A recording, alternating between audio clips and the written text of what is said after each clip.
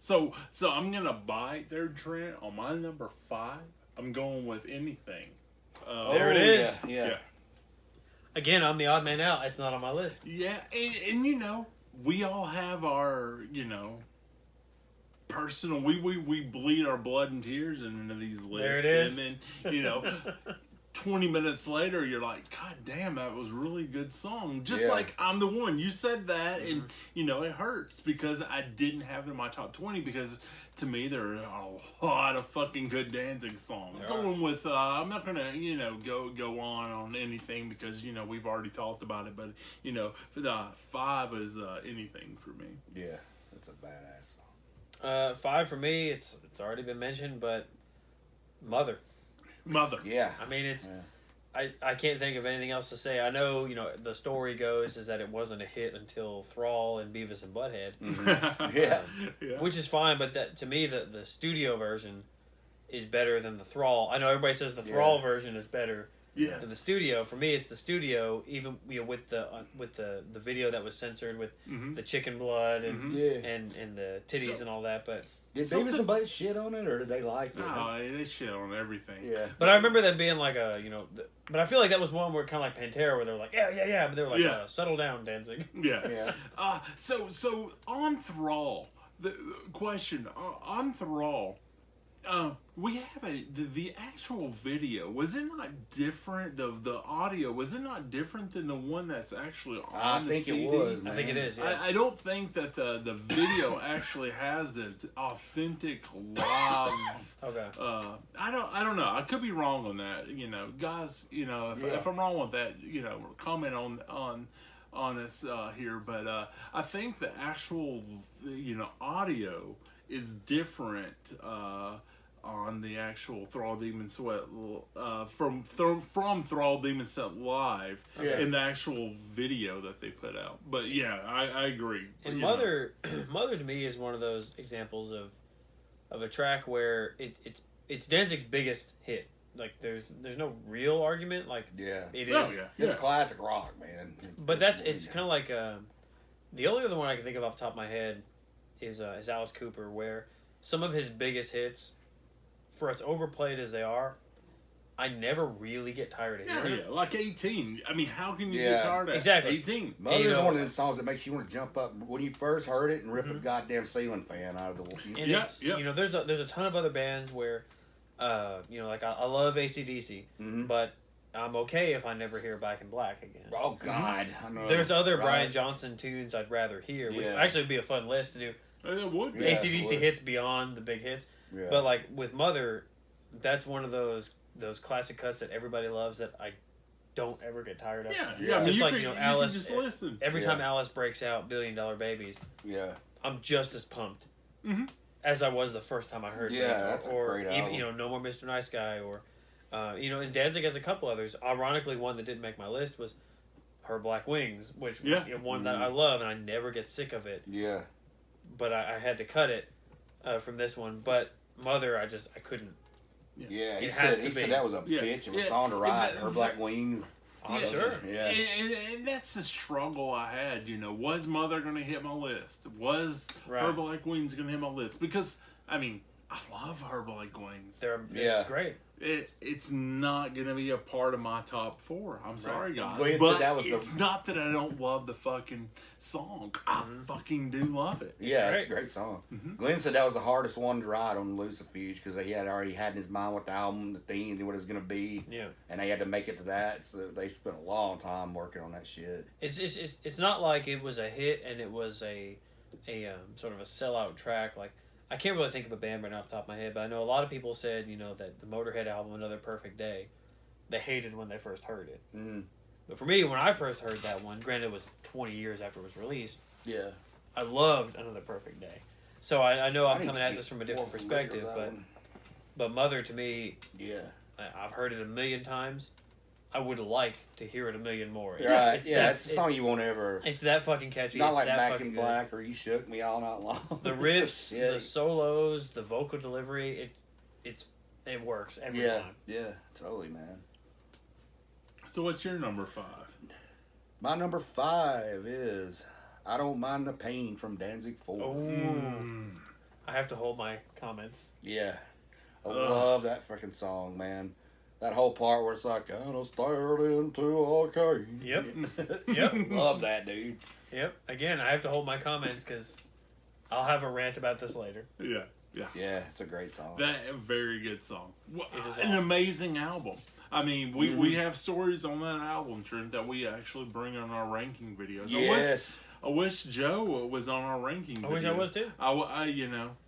Hey guys, give us some comments. Do you want to see Joe's ranking of the Danzig album? I don't think Yeah, anybody. that'd be so cool. I think I do. Okay. I would like That'd to. be I so would like cool. to know that. Hell, I'll fucking comment on that. You know what we should do? Here's what we got. If we get enough comments, what we should do is we should do a video in the style of Danzig. No shirts. Yeah.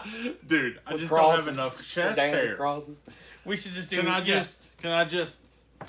We should all do like the cover of Lucifuge, just shirts off, necklaces down, nipples out, Yeah. and we never once change positions yeah. of posture or anything. That'd be sexy. Let's check those comments there. So my number 4 is this to me is a very special album. It came out in 1994. I was out in San Diego at the time. Flew in my This guy my here. bestie here. Yeah. He came down, and this album actually came out while we were in California. Yeah.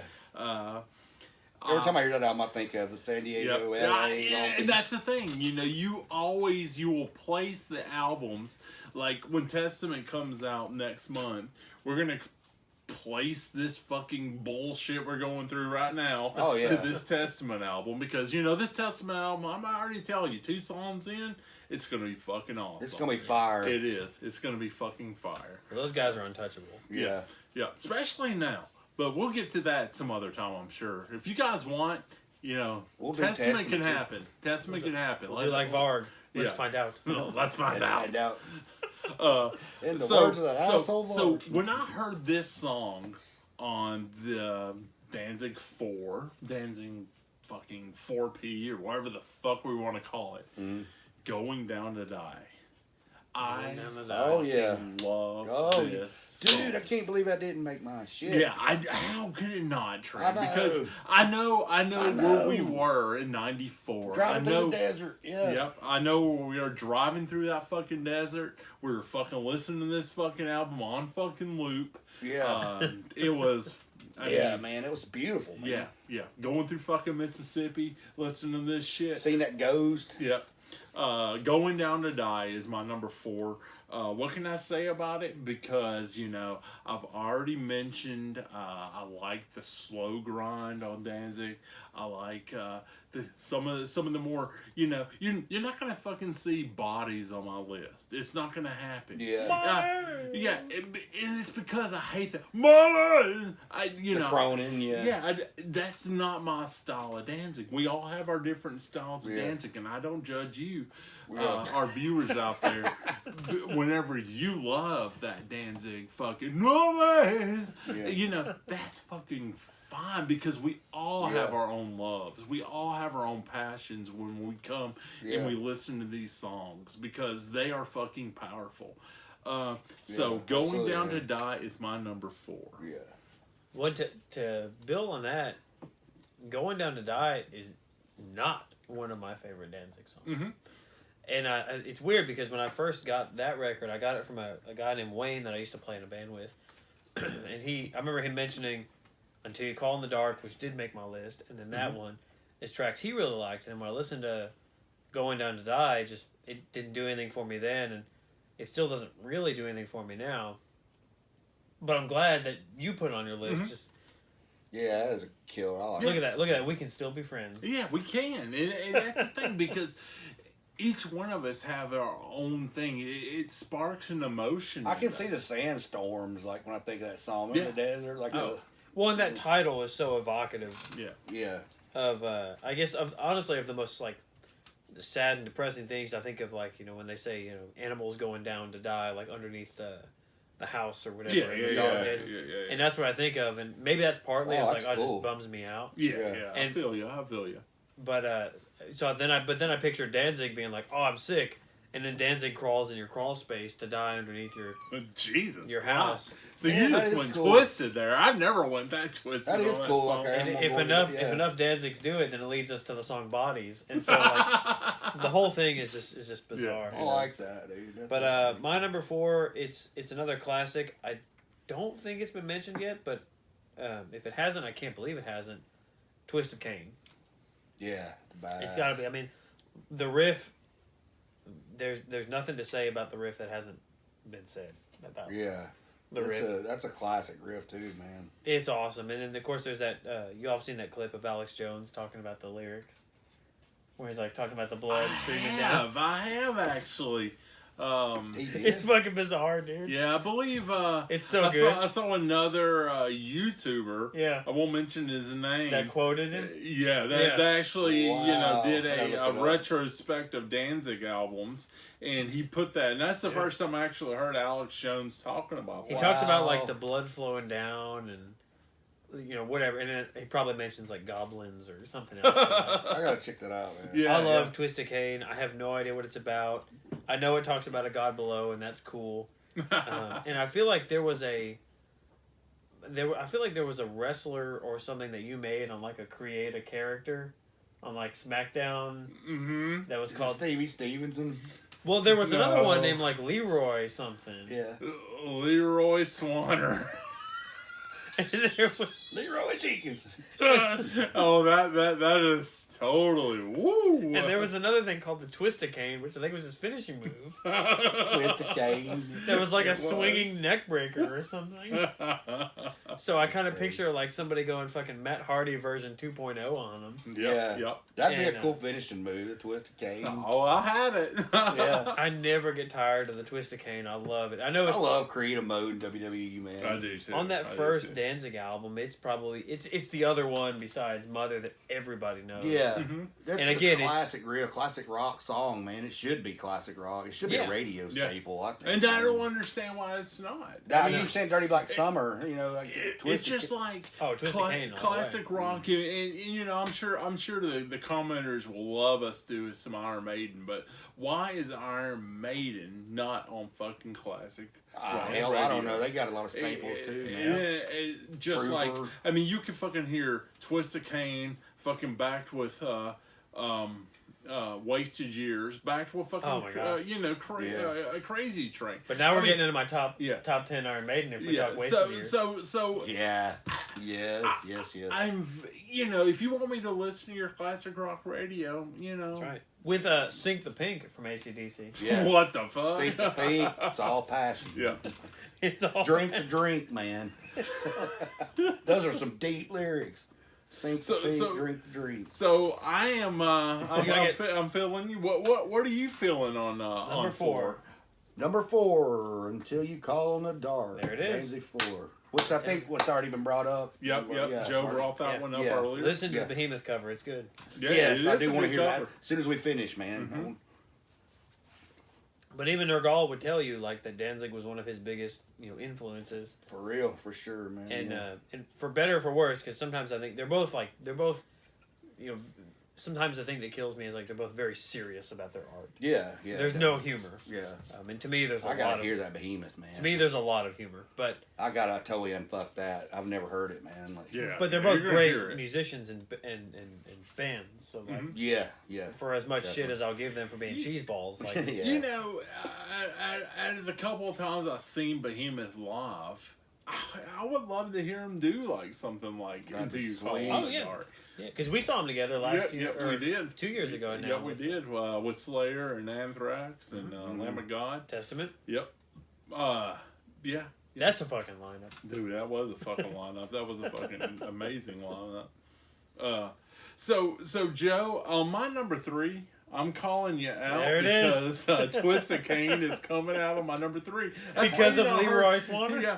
You've not heard it from me because that song to me was, where Mother got me to buy the album Twist of Cain made me love it. Yeah.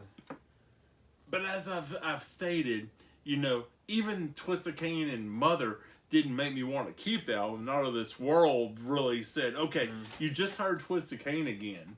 Now let's fucking there's other good songs. But it sounds like She Rides holds a special place too. Well, it did, and it does. Well, like Twist of Cain, Jamie could tell you about it. I'm sure she'll comment down below. It's the best minute and a half of her life. Minute and a half, yeah. They pick it on producer Jamie. Come on. So yeah, Twist of Cain is definitely there. Yeah. I think you said a lot about that song.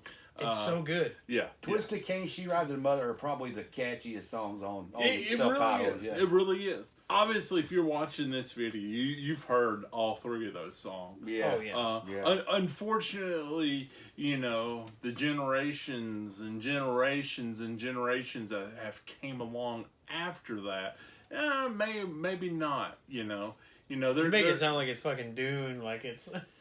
Okay. A million years have passed. And Muad'Dib is no longer a thing. and that's not entirely true. Joe. No, but you're right, because I guess I would actually be a different generation than you guys. Yeah, so. yeah, you're. But I get what you mean. Is like, but the song, I think, the minute you hear that riff, it's in there. It's just like, just the way He holds that open. God damn, that's good. Yeah. That's fucking good. So I'm going number 3. So it drives it into you, man. From 1988. Yeah. Let's hear your number 3. In 1988, I was 1 year old. 1 year old. Oh my gosh, I feel old. Yeah. Yeah. Yeah, and I feel like a dumbass. But, yeah, you're good. You're good. So let me get to when I was, 88, 90, 92.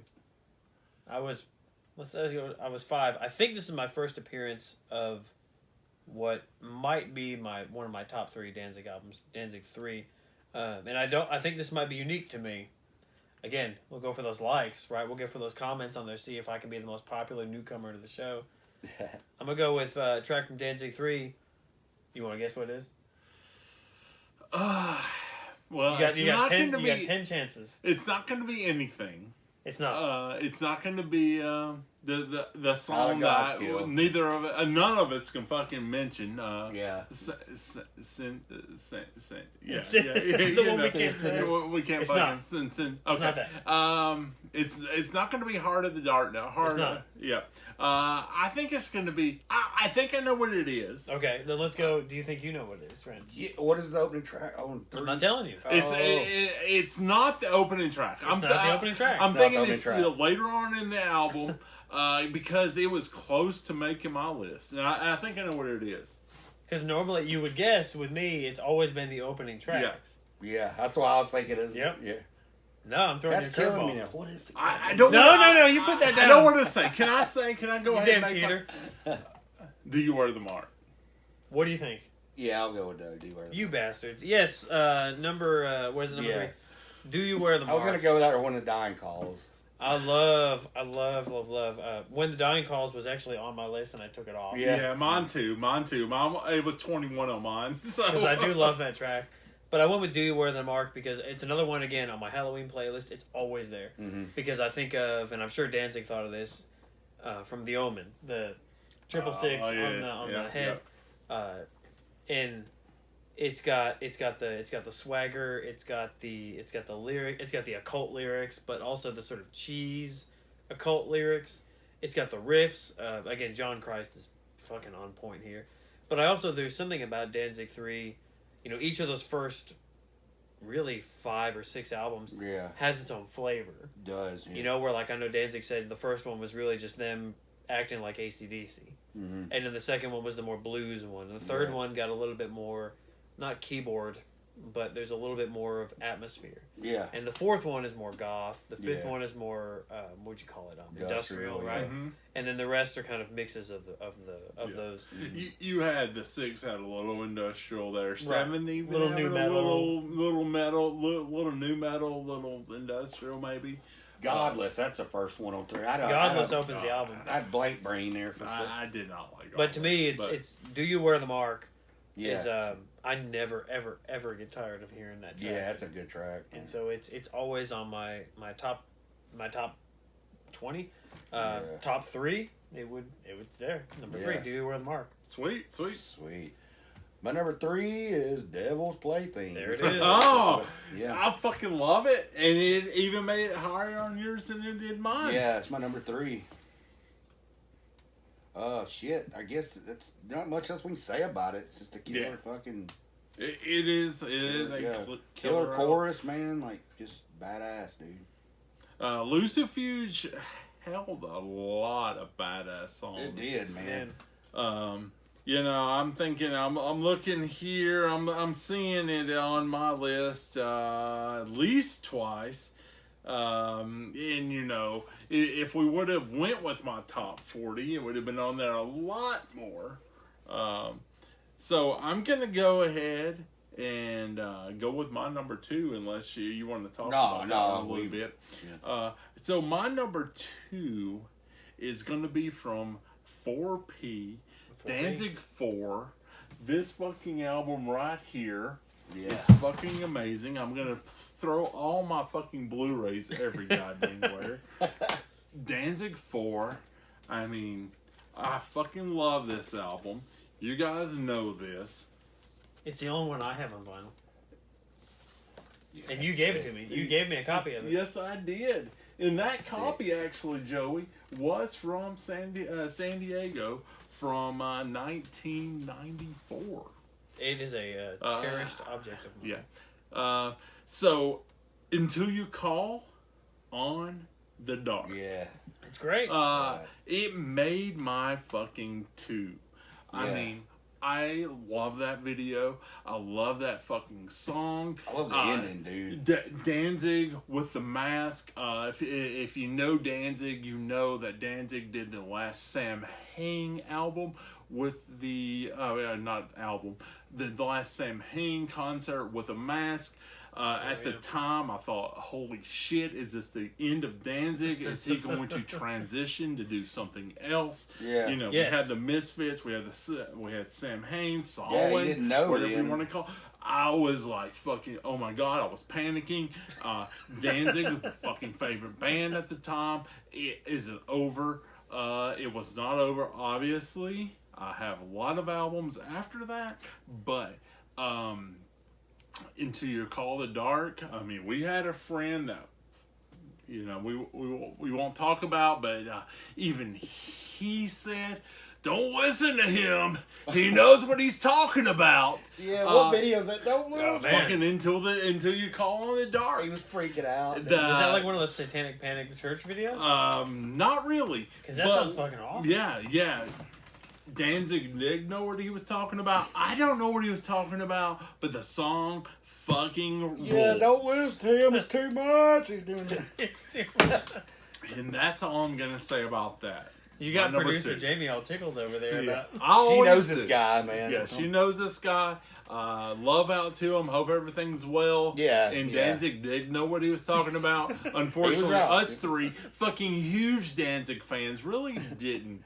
Danzig what's was your right. number 2 there, sir? Oh man. See, the sad part is I probably need another beer, but I need to wait. So, let's say no, Doug, that's yours. That's yours. Look at there. Magically. That's what friends do. Product placement. We'll turn that around. Number 2 is, I think, something that's been on everybody's list, or will be, I'm sure, at some point. And I'm going back to Danzig 3, and I guess I have to tell my story about this song. Oh, yes. Let's hear it. It's so lame. Go title track, How the Gods Kill. Yeah. I love it. It's the same thing I think of when, like, Alice in Chains are at their best. Mm-hmm. It's haunting. Yeah. Mm-hmm. In a good way. Yeah. But, like, also in a way that's, like, a huge fucking bummer. And in a way that I wish didn't resonate with me, but there is a part of me that it resonates with. Yeah. And now, but here's the bizarre part of the story, which I hope will offset the bummerage part when I'm sitting around thinking of, Would You Let It Go? chances are no. I probably wouldn't let it. Yeah, it totally dives into human nature, man. Like, you know, because we all think we would, and we all think we'll be the hero, and you're not Yeah, the hero. yeah. Because that's the point. But like Only Ash is the hero. only Ash. Yeah, that exactly. is. I think that's one of his best songs lyrically. Give I me some think sugar, baby. because like it's very, like I said, it's philosophical as shit. great. And it's one of his best ones lyrically. And when the heaviness kicks in, it's fucking life altering. But Yeah. the other part is, and this is the part of the story again that has no bearing upon anything. Is like when y'all said you guys thought when you're hearing "Going Down to Die," you thought of San Diego, and you thought like one of this. So when I think of How the Gods Kill, when I discovered this album, there's two things that have nothing to do with Danzig that I think of, and one is Waffle House. Waffle House. All right. Because I discovered, I guess, Waffle House, and I remember going to eat there a lot as I was listening to Danzig, probably on the way to Waffle House. So I thought of How the Gods Kill. I was like, well, I'll think about that after I enjoy a blueberry waffle. But that's awesome, dude. when I was at the Waffle House by myself, which is also the most depressing thing you can ever think about, is a guy eating by himself in the fucking Waffle House. Was I was reading fucking Star Wars novels. You are just the most amazing person ever. I know his take on Going Down to Die, dude. Was That's great. what I felt like. I feel like right now I'm going down to die by unleashing this story upon the 5 viewers that we're gonna have on YouTube, and all two of them. and it's fucking depressing. But like I remember reading the Kevin J. Anderson Star Wars novels, Yeah. eating waffles, thinking about Danzig at the same time. But How the Gods Kill is just it's fucking mind. It's an awesome track, man. It is. So beyond the diarrhea inducing Waffle House, beyond the the virgin inducing Star Wars novels, How the Gods Kill is by far Virgin Inducing. one of the best Danzig tracks you could ever subject yourself to. So you should Yeah. listen to it. Totally, man. What's your number 2? Trent? Number 2 is one we've already talked about and hit on to, Snakes of Christ. It's I love great. that song. Whoa. Fucking Number great. 2. Snake up Jesus, snake up Christ. Yeah. Yeah, Snakes of Christ is a fucking awesome song. I'll talk a bit about it in the video I did, the review video I did too. Yeah, it's just really like one of those questioning religion songs, you know, like worshiping some dead man, calling him a savior, you know. You know, sir, it's about lies, you know. Yeah. People were fed and shit. Oh, that's my number 2. I've always liked that. It's one of the rockers that I like. That's powerful. I mean, it made both of your guys' top 20. Yeah. Well, one thing I like is beyond a good album opener, I think it's important to keep up the momentum. So to me, tracks 2 and 3 need to also keep that up. And some bands are really good about this, and some bands introduce, I think, the slower ballady songs too early. Mm-hmm. Yeah. Like yeah, a band that I love but is really bad about this is Iced Earth. They always have a great album opener, and then track 2 is a little ballad. slow. Yeah, yeah. And to me, it's too early to do that. Like you do that track 4, track 5, or Right, something like yeah, that. yeah. And Danzig was really good about this, especially in the early days of following up with something Yeah.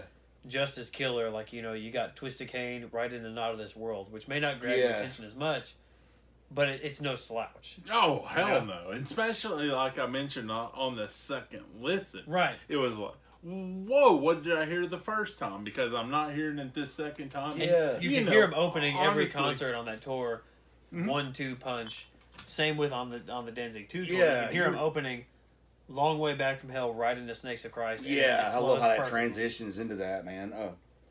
That a lot of the American glam metal bands in the 80s did that format. They do the ballad and, you know, like you said, 4th, 5th song. I love that too, that format. Yeah. So I'm going to go ahead and start us off at our last and final. Our Track. top of the tier. Top of the top. Our best of the best for what we feel, in our opinion, is the number 1 Danzig song. I know at one time we discussed, do we want to put these in order? And do we want to just say, okay, these are our 19 plus our top 1? Right. But no matter which format we did, this would always be my top of the top. And it has been my top of the top since the 90s.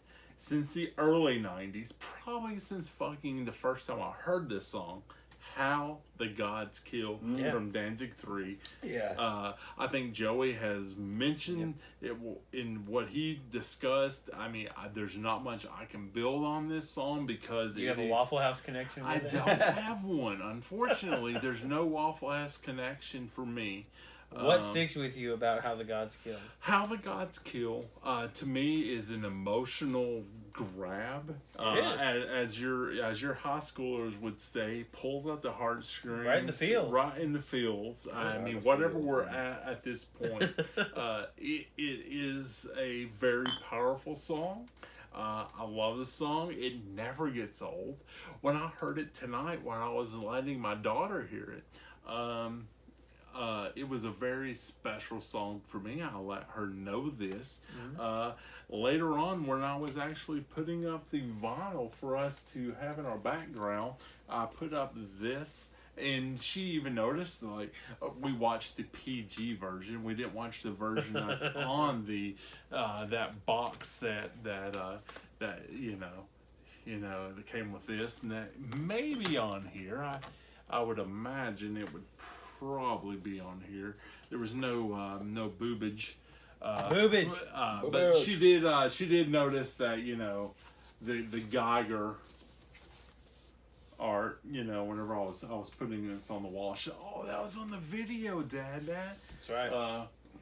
Because there is the person that has the thing. Yeah, and then she kind of reveals it at the end. Herself. Of course. 14-year-old. Doug, what are you doing? Well, Dada's dropping vinyl from and Blu-rays. Oh shit! There it goes. Yep, there it goes. So this is How the Gods Kill. Yep. Well, I mean, unfortunately, this is not a prized possession. The Amazing Spider-Man. I like that movie. Yeah, it was a good movie. Doug. Oh my goodness. Yeah. This is a prized possession because that's a cool ass. Yeah. The best I could do, and we're just gonna not worry about taking that up there. You can see that on my collection video that I'll put up later. See, I'm the one that has visibly had the most beer, but I'm clearly not acting as drunk as you are. Yeah, I know. All right, How so the Gods that Drink. is my number one. How the Gods Drink. I've been drinking. How the Gods Drink. Internight IPA. Internight. I love Metallica. If you guys want to see us do a Metallica video like this, just let us know. That would be okay. So that's my number one. What would be your top tier, Joe? I can't disagree because I put How the Gods Kill as number 2. Oh yeah. I disagree with none of what you said, but I know for a long time, the version of iTunes I was using kept track of how many times you listened to a song. Oh yeah. And when you would have to sync your iPod to it, it would also like update that amount, so it would keep track of what you listened to. Yeah. And so for the longest time, it kept track of all those, and it was always like and we'll get to this when we do our video maybe on Megadeth. The top 2 Megadeth tracks that I listened to, which might be surprising to some people, but it kept track of always in the top 10 was my favorite Danzig song, and it's from Danzig 4. And as somebody who's very adverse to pain, it doesn't make sense, but I don't mind the pain. Is my favorite absolute. That's a Danzig. great. If I had to pick that one, song pained me not to have my Come on, top 20. I'm just going to tell but you. pain is like an animal. It is. I love it. I don't know what to say about it besides it's just the sort of the riffs and the production on that record and the sort of the weird like the clean tones but the heavy tones that John got, because it shows up really well on the intro to I Don't Mind the Pain, but as well as Son of the Morning Star. It shows up a lot on that. Yeah, that's a good song. And it shows up on some other tracks, but I don't want to mention them because I've already looked at your number one.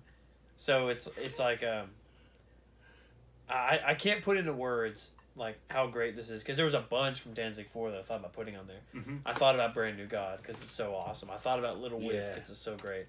I thought about Can't Speak because of its oddness. Yeah. I also thought about going to the end of the album, going Let It Be Captured, because it's Can't Speak played backwards. Right, yeah. That was amazing. So and both of them work for me. If I'm in the right mood, like I'm in tears listening to those songs, and but the one that no matter my mood, no matter where I'm at, no matter what year it is, no matter how long my hair is, no matter anything, I don't mind the pain. Yeah, it's amazing. It's so good. Oh, it's so fantastic. Yeah, awesome, it is a really good song. You know, and in alternate realities, you know, being alternate reality of like next week, you know, that would probably be my number, you know, 15. Sure. You know, and that's the thing with list, you know. Oh yeah, this will change if we did a new video next week. Yeah. If we did a new video, if we came out a year and did this, no, if we did a new video tomorrow, it would be different. Just because these songs, the songs that Glenn writes, no matter what the lyrics say, pulls us in different ways, and I'm sure it's the same with all of you. Yeah, very interpretive. I love that about it. So, what would take the tier for you, Trent? Mine number one is I don't know why, but I love Dominion. That's from 4. Wow. Yeah. Okay. Yeah, I don't know. I just love that song. I've always loved that song. It caught me when I first heard it. Good memories with it. It's just a damn good song, and you know, a lot of it's clean. You know, the guitar is a real clean sound. Which I don't know. It's just, I guess it's about love. You know, how it fucks you over and hurts you. But I don't know. I can't say why I love it so much, but I do. Like. So with you saying that makes me want to listen to it again because you know I feel like you know I really need to. Yeah, like 4 is my second favorite album, but that's my favorite song. Like yeah, and that's the thing, you know, when we look at our list and we think about our favorites. You know, when we rank the albums in our head, like, you know, with my number 1, you know, and then, you know, my number 2, you know, we're looking at How the Gods Kill and Danzig 4. I don't feel that 4 showed up enough in my list. Yeah. Just because, you know, that album to me. That's how I felt about 7, man. Yeah, that album to me fucking meant something. It was there. You know, in our ranking video, it came up a lot higher. Yeah. You know, you would think that I would have, you know, 6 or 7 songs in this list. Yeah. But that's the thing with lists is it doesn't happen that way. I know. That's weird. I wish 7 would have been a lot more songs from 7. Well, if I were to do an album ranking, I think 4 would show up higher than it did. I think 4 only showed up maybe twice in 20 songs. But I would say that 4 is one of my favorite Danzig albums. Yeah. Dominion being one of the songs that puts it over the edge. It does. Yes. Like you said, it starts clean, but when the chorus hits and the heavy part hits. Yeah, the drums like pop, pop, pop, and it's then it devastating goes into the chorus. when it hits. Yeah. But also, like, The Son of the Morning Star is great. Oh, yeah. The 2 sort of ballady tracks, even though one is just the played backwards fucked up version of the other one. And then that end the piece where it's like a, what is it, incantation, where it's like a demon. When he did it, he heard this satanic ritual going on, and these people chanting, "Oh yeah, demon has no soul," you know, doing that real creepy at the end. And there's some bullshit on that record of like, there's like an intro track that he made a video for, but it's really not. Yeah, some sort of bullshit. It's demons rise are black as coal. It's like a chant. He would do that. But there's also like some complete, what I think is dog shit on that record too. Yeah. But I think it would be more reflected if I just did an album as a whole, as opposed to individual tracks. Whereas I think Danzig 2 probably the songs that are on 4 are good. They're good or fucking good. They are really good. I like to know you guys' opinion on that because you know when I have 2 songs of 4. He has 2 songs of 4, but yet we rank 4 higher up on our ranking videos for the actual albums. How is that possible? You know, it's possible because it's happened. You know, let us know. Yeah, you had 3. You did have 3 from 4. 3 of them. So. what do you guys think? Let us know in the comments. I personally, looking on here, obviously How the Gods Kill has a lot of hits. Yep. Lucifuge had 3 hits. The self-titled had 3 hits. Yeah. I think Lucifuge had the most on mine. Yeah. So you know, it's a very interesting thing. Yeah. Let us know what you guys think. What would you guys like to end this with? What would you like to tell the people? Oh gosh, I mean, one, just thanks for having me on. To do it. Thank you for going more too, man. Yeah, definitely. I guess it's one of those where, you know, there's some albums that didn't make my list at all. Mm-hmm. Like Danzig 5, and I'll admit I don't really like anything off Danzig 5. And the Black Aria albums I'm not that familiar with, so I kind of just didn't include them. Same with like Skeletons. It was like, well, it's covers, so I'm not gonna. And you know, I wasn't so like, if we did an honorable mention, you would have some covers like Trouble. I fucking love Rough Boy.